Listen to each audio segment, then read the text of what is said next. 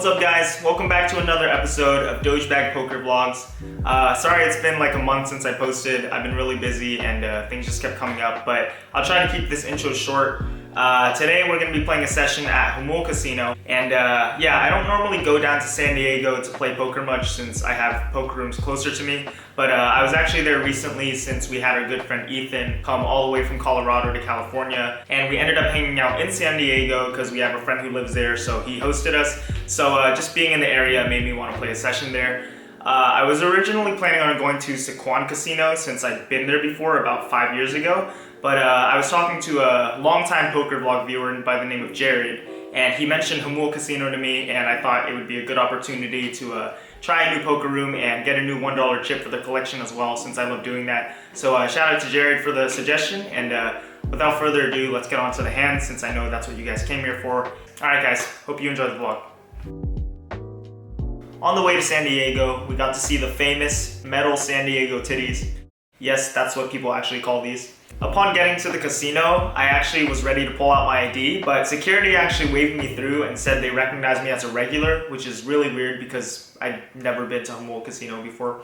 What I liked about Jamul Casino right away was that it feels a lot like a Vegas casino. They had like lights and slot machines and stuff, in addition to all the table games, which is very different from most California poker rooms. What's also cool is that Jamul has the same rake as in Vegas, I believe, which is 10% of the pot up to $4, which actually makes it the lowest rake in California, I think. California is known to have notoriously high rake, but Jamul Casino does not have that, which is really sick. I buy into the 1-3 game for $300, and then I keep an extra $100 with me in case I need to top off. So we're in for $400 total.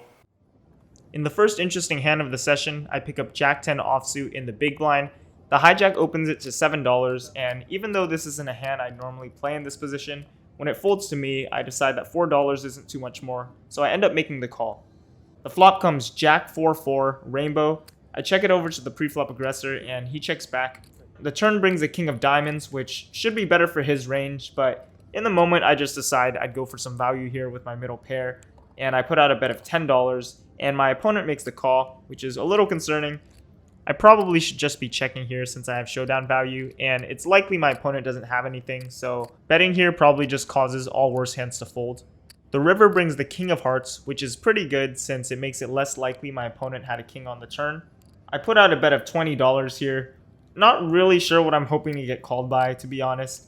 Maybe something like 8s or 9s. Once I put out the bet though, my opponent very quickly, pretty much immediately raises to 60. It didn't seem like he was thinking about the sizing or anything, so this felt a little bit fishy to me. Normally I respect river raises since opponents tend not to raise on the river as a bluff, but he did it so quickly and I would have expected him to think a little longer if he had trips. I need to call $40 in order to win a little over 100, so I eventually decide that my hand is going to be good here enough of the time, at least that's what I thought in the moment, and I make the call. Unfortunately, my opponent does show us a king. He had king-queen offsuit, so unfortunately, not going to win this one. In the next hand, I'm in the big blind once again. This time I have pocket aces. There are 2 limps and the small blind completes. I raise it up to $15 and both the low jack and the button make the call. So we're going 3 ways to a flop, which comes ace, king, king, rainbow. We flop top boat here. Normally I would be betting on this flop texture, but I have the board so locked up and it's very unlikely my opponents have much with me having 2 aces. So I decide to just check it over to the low jack and hope that they either take a stab at it or they catch up on the turn. Luckily, the low jack bets 25. Once the button folds, I decide to just make the call here. The turn brings the 8 of clubs. Shouldn't have changed anything. I check it over to the low jack once again, and he once again bets $25. I decide to call again. He doesn't have too much left in the stack, so it shouldn't be a problem getting it all in on the river. And there's once again no reason to raise and scare my opponent off of a mediocre hand. So once I make the call, the river brings the 8 of hearts.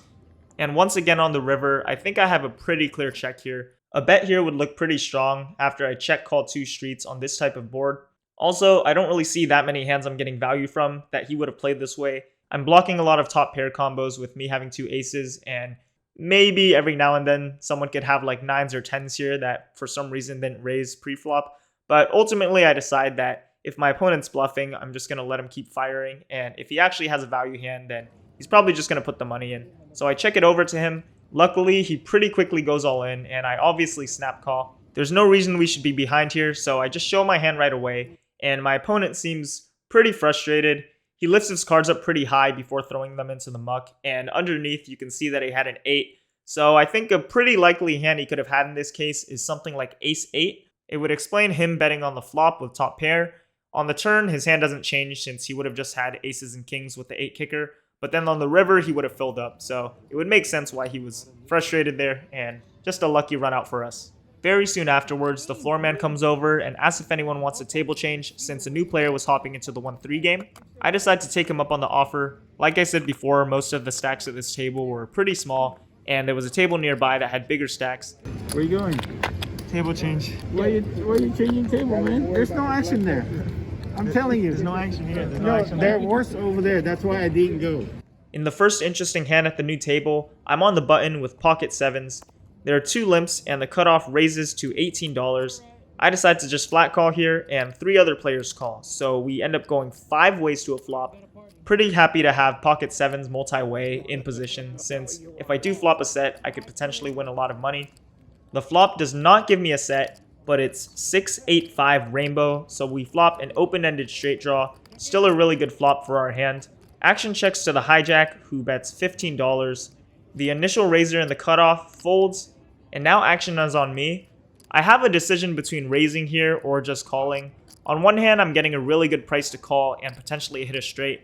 If I call here, the other players will be pretty much priced in to call with anything decent. In that case, I could potentially win a pretty big pot. At the same time, I think my hand is a pretty good candidate to raise here as a semi-bluff, and I do want to have this in my range sometimes when I'm raising to balance out when I have things like pocket 8s, pocket 6s, pocket 5s, over pairs. We're also playing pretty deep against the hijack. The effective stacks are over 400 on the flop, so raising here also gives me a chance to build a bigger pot in case I do end up hitting a straight. I ultimately decide to take the more aggressive route, and I raise it up to $65. I don't think the hijack has too strong of a hand, given that he only bet $15 into an $81 pot, and I'd be happy to take down the pot right here. So action folds back to the hijack, and after a while of tanking, he eventually decides on a fold. Happy with that result, but let me know in the comments if you guys think calling here is a better option. I think both calling and raising are fine, but if you guys have any extra analysis, then feel free to let me know. In this next hand, we're only 5-handed since several people weren't at the table. I pick up Queen Jack offsuit and under the gun, which is also the hijack. I decide to open it up to $12, and both the button and the big blind make the call. So we're going 3 ways to a flop, which is Queen 4-7 rainbow. This board is super dry, so I don't think I have to bet too big here when the big blind checks to me. So I make it only $15, and both players end up calling. So still 3 ways to a turn card, which is the 9 of diamonds. It probably shouldn't have changed too much in the hand. If I was ahead on the flop, I'm still ahead here. But this does bring potential draws on the board, so I size up a little bit and bet $55 instead. This time only the button makes the call, so we're heads up to a river, which is the 10 of hearts. The effective stack size is about 170, which is just under pot. I decide to put out a small bet for value here. In hindsight, maybe I should just be checking here. Betting 3 streets with just Queen Jack seems a little bit ambitious. And I also didn't really think about what specific hands I would be targeting here. I just figured that if he had a worse hand, he's probably not going to call a pretty big bet. So this sizing was just meant to get a side call from something that's slightly worse. So as played, he ends up making the call. And he actually turns over ace-queen once I show my hand. So unfortunately, he had a better queen, and we're going to lose this hand. Alright guys, this next hand is super cringe to look back on. Really embarrassing. Probably one of the worst hands I've played in a long time, but just going to get it over with. I have pocket 9s in the low jack, and I raise it up to $12. We're 6-handed, by the way, so I'm also technically under the gun. The cutoff and the blinds call, so we're going 4 ways to a flop, which is pretty interesting. It's king 9-3 with 3 spades, so we flop middle set here, but the board has 3 to a flush. Still not worried quite yet. We have a really strong hand. Once the blinds check it over to me, I put out a c-bet of $25. I think this is far too small, and to be honest, I was just kind of autopiloting the half pot size bet. I think I should be betting something like 35 to 40 here, since it's such a wet board, and I want to charge hands that are drawing. Anyways, the cutoff and the small blind end up calling, so we're going 3 ways to a turn card, which is the ace of hearts. I'm not really worried about this card at all, and it shouldn't have changed too much. My opponent should never really have pocket aces here, since they would have re-raised pre-flop. So if my hand was good on the flop, it's definitely still good on the turn. I'm ready to put in a bigger bet since the board is still pretty wet and we're 3 ways, and the ace could have potentially given a worse hand top pair and they might be more inclined to call. But I don't get the chance to bet because the small blind leads out for $60. Now here's a moment where I make a really big mistake, actually 2 really big mistakes. One is that I actually misread the pot. For some reason, I thought of the pot as if one person had called on the flop, even though I knew that 2 other players were in the hand. So in my mind, the pot was around $90 and I saw the $60 bet from the small blind as a 2/3 pot size bet. Also, I know that a lot of players will bet out of position into the aggressor, and they'll bet pretty small when they want to see a card for cheap or when they want to get a cheap showdown. So in my mind, when I thought the player was betting 2/3 pot, I assumed he had a really good hand, and the super nit in me put him squarely on a flush here, which is ridiculous, I know, but in the moment, I just kind of leveled myself into thinking that. It was also kind of an awkward situation because normally I should be raising, I think, here. I prefer that line better than just calling, and I'm definitely not folding. But the effective stack size was around like 250 or 260, and the only sizing that really makes sense here is to just jam, even though it's going to be a pretty big raise. And I just didn't want to do that because I was worried that he had a flush, it's just so bad. I know I'm being a super nit here.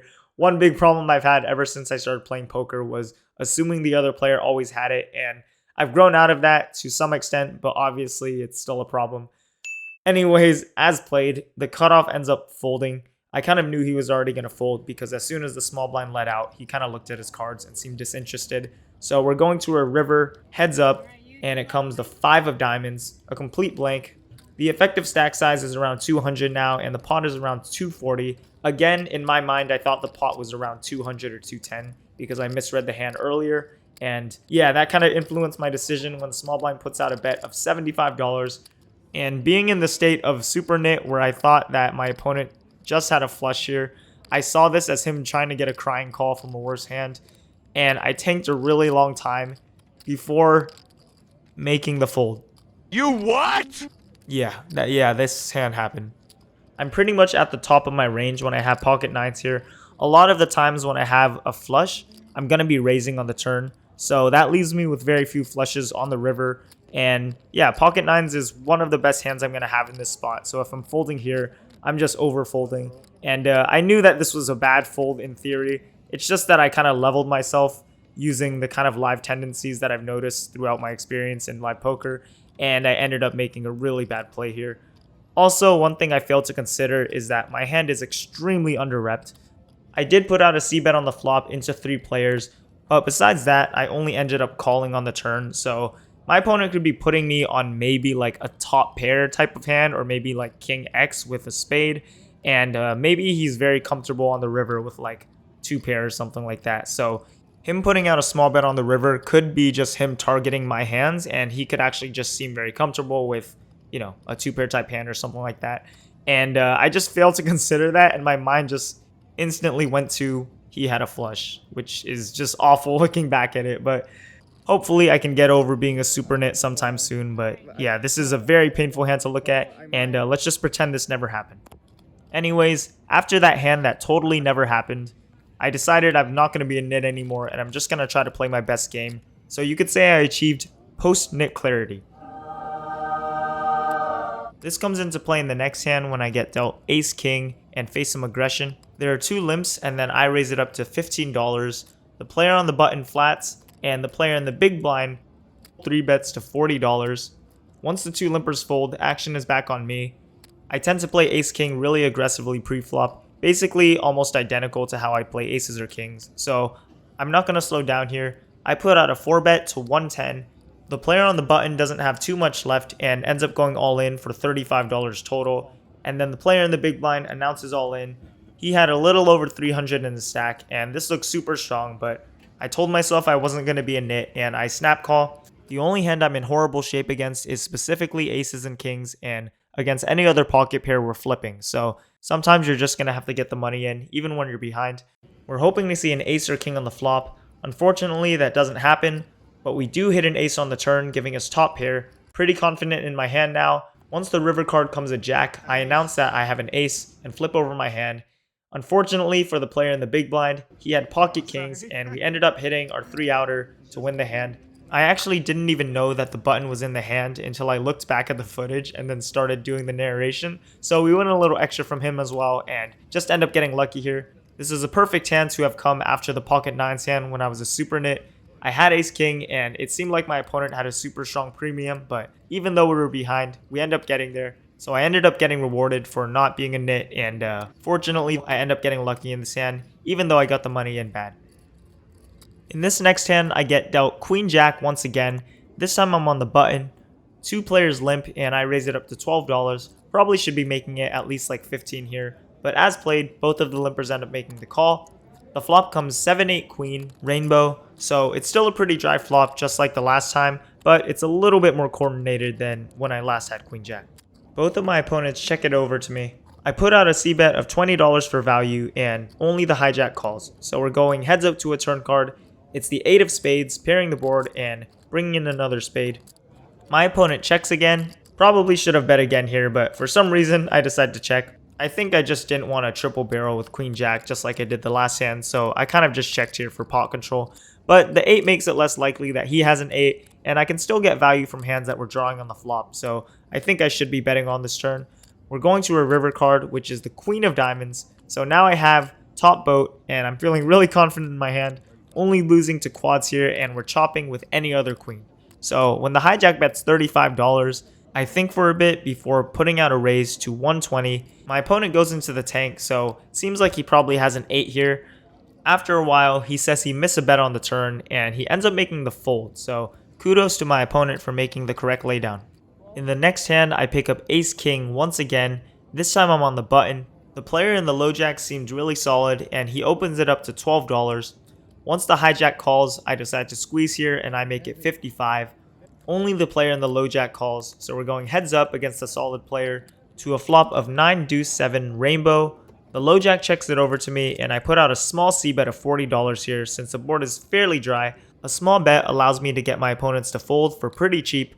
At the same time, I'm getting value from worse hands like 2 overs that are worse than ace king that might not have called a bigger bet. My opponent ends up making the call though, so we're going to a turn card, which is the 5 of diamonds. This time when my opponent checks it over to me, I decide to check back, but looking back at it, I think I should definitely be betting here. If I had something like an overpair or a set here, I definitely would be betting. So betting allows me to continue representing those hands on the river, whereas if I check here, it makes it less likely I have those hands. And as I said, my opponent seemed pretty aware, so I think he can figure out that I probably don't have an overpair or really any made hand once we get to the river. Anyways, the river card comes the queen of hearts. Once my opponent checks it over to me, I think about repping the queen, but eventually I just decide to give up here since I kind of put myself in a bad spot by checking the turn. And my opponent ends up having pocket 8s. So it is a hand that we probably could have gotten to fold if I just triple barreled, or my opponent would have just had to make a few stubborn calls. Unfortunately though, I played the hand a little too weak and we paid the price for it. This next hand is the last interesting one of the session. I get dealt pocket queens on the button, and spoiler alert, it's not going to be super analysis heavy. It's just an eventful hand and falls into the category of not being an ultra nit. The hand starts off with the player in the low jack opening to $20. This is already a really big sizing, so already setting off alarm bells, but my hand is too strong not to 3-bet, so I make it $70. Still though, I've noticed when players open raise to $20, they almost always have a premium. The player to my direct left is in the small blind, and he starts thinking for a really long time. His stack size is 242 exactly, and it seems very clear that he's deciding between a shove or a fold here. Raising to any reasonable amount will just commit him to the pot, so I think a shove is the only sizing that makes sense for him here. This is exactly what ends up happening. The small blind 4-bet shoves for 242. Once action is back on the low jack, he calls all in for 235 total. A big part of me thinks my hand is beat, but I end up making the call pretty much immediately, going along with the post-nit clarity theme we have going on here. I get the feeling that my opponents are super strong, so hopefully we just end up winning this hand somehow. I called. You can't look. How about a jack? I don't want to look either. I probably should have folded. We don't have to. You called, right? I called. Oh, okay, so there's a pocket jack. You two have a side pot. That's nothing. Nobody gets anything. No jackpot for sure. Pocket queen. Ooh, I hit it. Queen. Wow, I hit it on the river. Ace 10, hearts, kings. As you guys can see, we suck out against a better hand once again. I was pretty surprised to see that the low jack had ace 10 suited, but that's not something too out of the ordinary, and it just shows that sometimes players will just show up with hands like this, and that's why I'm going to have to call with queens here, even though I feel like I'm beat. The player in the small blind did have pocket kings though, and unfortunately for him, we ended up sucking out on the river, no less, and hitting our 2 outer to win the hand. It's almost as if the poker gods purposely set up all these hands after the pocket nines hand. That totally didn't happen once again, just to test if I was going to continue to be a nit, and fortunately, I ended up getting extremely lucky to win the biggest pots of the night. It started getting pretty late and I had a long drive ahead of me, so I play a few more hands and I actually happened to win a medium-sized pot with the exact hand as before, 2 black pocket queens. I was just about to play my very last hand for the night when our table gets selected to draw for one of us to spin the wheel that they have in the poker room. Basically, there's this big wheel in the poker room, and whatever number it lands on, that's how much money the player gets. Every hour, one table gets selected at random, and then one of the players will draw to spin the wheel. 3 of us are... Oh, so I got it? Oh, so I can spin the wheel? Oh, perfect. I was going to leave just now. 3 of us at the table end up drawing a queen, but for some reason, the queen of hearts is seen as the winner, so I just so happened to get selected to spin the wheel right as I was about to leave. Let's see what we get. 100? Ay, 25. Leave for donation. I'll take it. Yeah, of course we take it. Oh, deal me out, deal me out. Yeah, I was gonna leave just now too, so I can't complain. What you spin? 25. Better than nothing. Afterwards, I end up racking up and cashing out for 1,056, including the $25 bonus.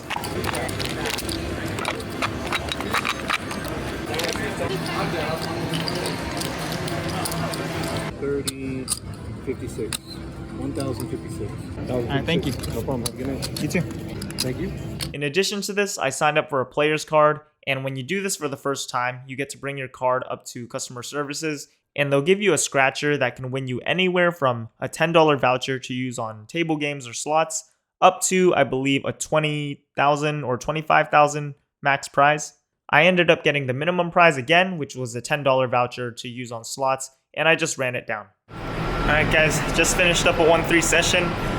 It was a little bit rough at first. I played some hands pretty badly, but later on in the session there was more action, and then I happened to run really well just in a few big hands, and ended up winning about 500 or so. Also got to spin the wheel that they had in the poker room. I was actually waiting for the orbit to end so I could leave, and then I ended up being the one who drew the highest card in order to spin the wheel. 3 of us actually drew queens, but apparently the queen of hearts wins. So I spun the wheel and got the minimum amount, which was $25, but we'll take it, especially considering I was gonna leave anyways. So in for 500, out for a total of $1,056, including the $25 free roll I got, and also got myself a new chip for the collection.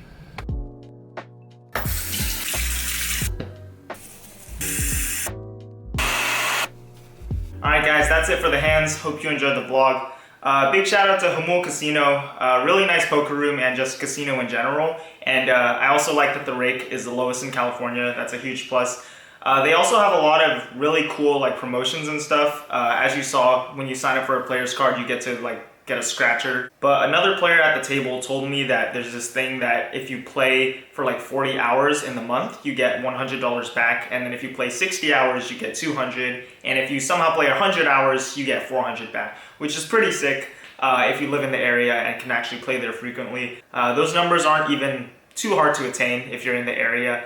It's just kind of out of the way for me, so I'm probably not going to be making use of that, but it's pretty cool that they have that in addition to having the other promotions and the wheel and then the low rake. So I would definitely be playing at Jamul more if I lived in the area, but unfortunately I'm like 2 hours away. One more thing before I end the vlog. I promised my friends who I hung out with in San Diego that I put them in the vlog. So big shout out to Ethan for visiting us all the way from Colorado. really good to finally meet him in person since I actually met him through Twitch and we played Smash together, and then eventually we started playing Valorant, and then we met like friends of friends through that. So most of the people who were hanging out with us were people who I didn't even know in real life. I just kind of knew them online. Also, big shout out to Arif for hosting us. I've known Arif ever since the first day of college. We used to always play poker together in the dorms, and we're still friends to this day. So it was really cool seeing him again, and it was nice of him to host us. Oh, he didn't even look at his cards and he got pocket aces. Arif did not look at his cards and he got pocket aces, and then he just lost his hand. We actually ended up doing a small poker tournament at Arif's apartment.